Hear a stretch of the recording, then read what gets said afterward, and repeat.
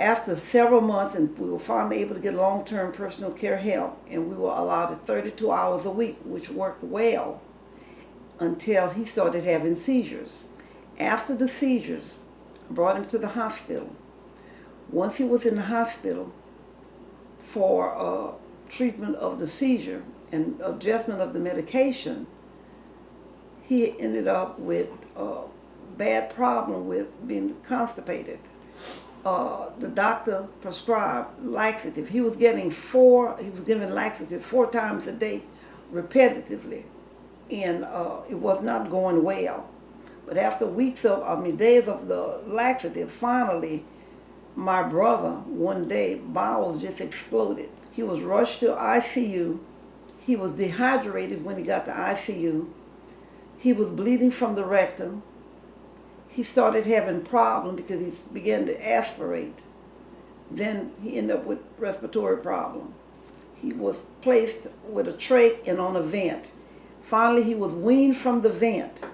After being weaned from the vent, then they tried to wean him from the oxygen because he still had the trach, but he could not because of the severity of the problem that he had.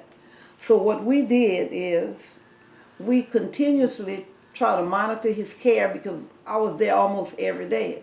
Unfortunately, I ended up with an accident myself, so that kind of kept me away from the hospital as much as I wanted to. But a lot of things started happening. I was getting a call from the hospital telling me that my brother could no longer stay in the hospital and that he needed to be removed as soon as possible because the Medicaid was going to end. And as soon as the Medicaid was going to end, we need to find a place for him.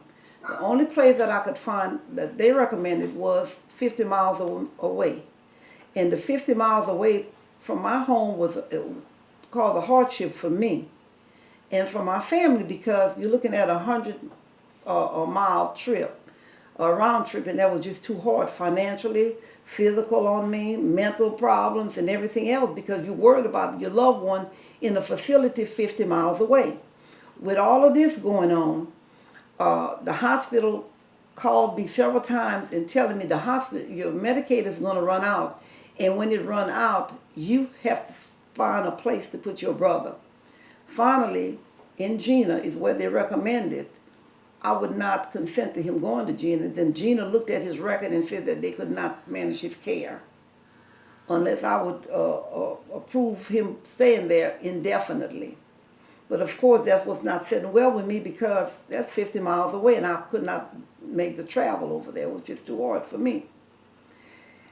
After all of this, and Jena turned us down, my brother is still now in the hospital at Rapides waiting for a place. I am still not able to really care for him because I've had surgery.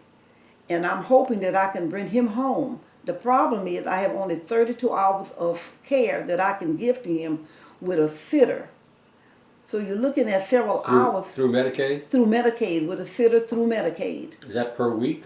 Per week. It's 32 hours per week, which is going to be a hardship because I'm going to have the responsibility of taking care of him. There's no place to put him. There's no place to send him close to home to where I can monitor his care.